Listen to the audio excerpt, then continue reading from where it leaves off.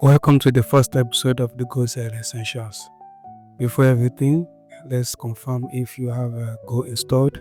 Head down to golang.com to download the Go installation file for your PC. Once downloaded, install and confirm if it is installed. In my own case, I'm having Go 1.2.3.2. Next up is make our workspace. In my own case, I'm creating the Golang CLI, the folder, then creating our first CLI tool, which is the grid tool.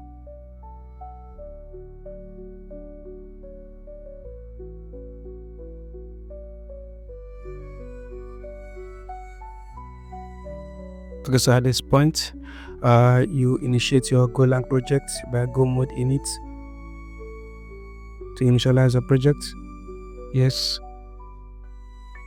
Then open this code in your favorite IDE. In my own case, I'm using Visual Studio Code. Create your main.go file. For every Go application, the entrance is the main package. And in our case here, we created the main package inside the main.go file. And to test our application, let's print something to the screen.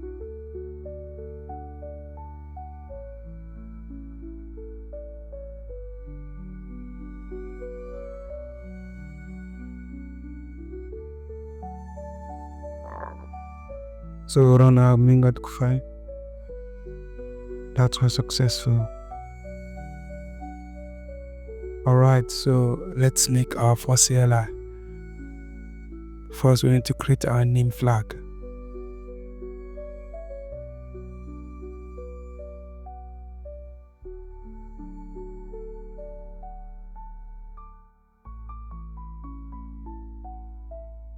Okay, so for every flag we are creating, it has 3 parameters: the name of the flag itself, the default value, and the description for the flag.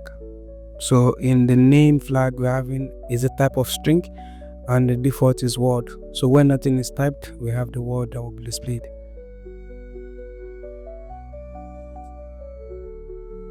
Next up is to print the name that's been inserted in the flag.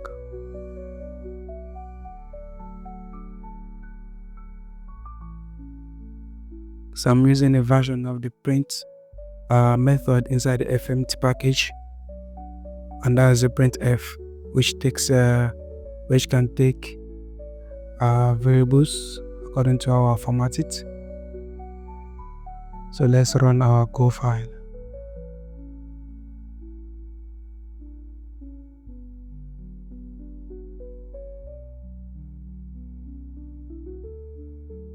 So creating the build and running the build.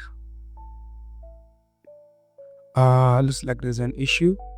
So the default value is returning. Oh, okay, so we need to pass the flag. So do not forget, when you create flags in your CLI, you have to pass it, and that is how the CLI will know that you are bringing in. So we'll rebuild and we'll run our build again.